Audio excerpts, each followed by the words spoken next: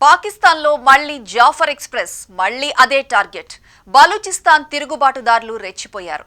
మరమ్మతుల అనంతరం రైలు సేవలు ప్రారంభమైన మొదటి రోజే మళ్లీ దాడి చేశారు. అయితే ఈసారి ఎలాంటి ప్రాణ నష్టం జరగలేదు. బాంబు తీవ్రత చూస్తుంటే కేవలం అదృష్టమే ఈ రైలును కాపాడినట్లు అర్థమవుతోంది. గత కొంతకాలంగా బలూచిస్తాన్లో తిరుగుబాటుదారులు ఈ రైలుపై వరుస దాడులు చేస్తూనే ఉన్నారు.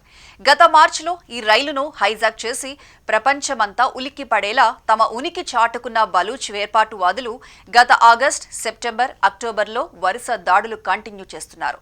పాకిస్తాన్ పాలకులకు, ముఖ్యంగా ఆర్మీకి చెమటలు పట్టించడమే లక్ష్యంగా దాడులకు పాల్పడుతున్నారు. తాజాగా ఇప్పుడు మరోసారి బాంబు దాడి ప్రయత్నం సంచలనం రేపుతోంది. నజీరాబాద్ జిల్లాలో రైలు ట్రాక్ దాటిన కేవలం కొన్ని సెకండ్లకే శక్తివంతమైన ఐఈడీ పేలిపోయింది. గుర్తించదగిన ప్రాణ నష్టం లేకపోవడం ఊరట కలిగించే అంశం.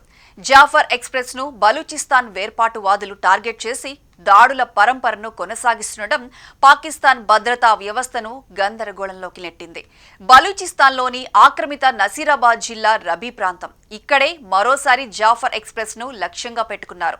అధికారుల సమాచారం ప్రకారం షాహిద్ అబ్దుల్ అజీజ్ బుల్లో ప్రాంతంలో రైల్వే ట్రాక్ క్రింద శక్తివంతమైన బాంబులను అమర్చారు. క్వెట్టా నుంచి పెషావర్ వెళ్తున్న రైలు ఆ ప్రాంతాన్ని దాటుతున్న సమయంలో పేల్చాలన్న ప్రయత్నం విఫలమైనట్లు తెలుస్తోంది.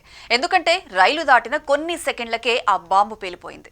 పేలుడి శబ్దం ఆ ప్రాంతాన్ని కుదిపేసినప్పటికీ రైలు ముందే దాటిపోవడంతో పెద్ద ప్రమాదమే తప్పింది.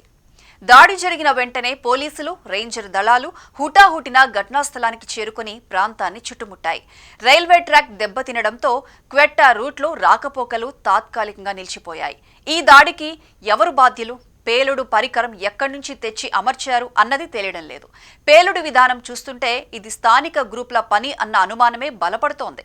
వాస్తవాలు తెలుసుకునేందుకు భారీ సెర్చ్ ఆపరేషన్ ప్రారంభిస్తున్నట్లు నసీరాబాద్ ఎస్ఎస్పీ గులాం సర్వార్ ధృవీకరించారు. జాఫర్ ఎక్స్ప్రెస్ రైలుపై ఇది మొదటి దాడి కాదు. గత 6 నెలల్లో 5వ దాడి. మార్చిలో బలూచిస్తాన్ లిబరేషన్ ఆర్మీ రైలును హైజాక్ చేసి 26 మంది సైనికులను చంపింది. ఆగస్టు, సెప్టెంబర్లో వరుసగా బాంబు దాడులు జరిగాయి.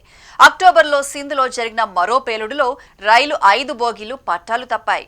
తాజాగా ఇప్పుడు సేవలు పునఃప్రారంభమైన మొదటి రోజే ఇంకో బాంబు దాడి ప్రయత్నం. బలూచిస్తాన్ కఠినమైన భూభాగం, కొండలు, అడవులు, సరిహద్దు ప్రాంతాలతో తిరుగుబాటు గ్రూపుల దాక్కునేందుకు పూర్తిగా అనువైన ప్రదేశం. బలూచిస్తాన్ లిబరేషన్ ఆర్మీ, బలూచ్ యోధుల ఇతర గ్రూపులు భూభాగ ప్రయోజనాలను వాడేసుకుని రైల్వే ట్రాక్లు, పౌరులు, సైనిక రవాణా ఇవన్నింటినీ కీలక లక్ష్యాలుగా చేసుకుంటున్నారు. జాఫర్ ఎక్స్ప్రెస్ పై దాడులు ఇలా కొనసాగుతూనే ఉన్నాయి. రైలు దాటగానే పేలుడు, మరోసారి త్రుటిలో తప్పిన పెను ప్రమాదం. కానీ ఇక్కడ ప్రశ్న ఒక్కటే, పాక్ భద్రతా దళాలు రైల్వే మార్గాలను రక్షించలేకపోతే ప్రజలకు ఎవరు దిక్కు? మళ్లీ జరుగుతున్న ఈ దాడులు పాకిస్తాన్ రైలు వ్యవస్థకే కాదు, అక్కడి భద్రతా వ్యవస్థకు పెద్ద హెచ్చరిక.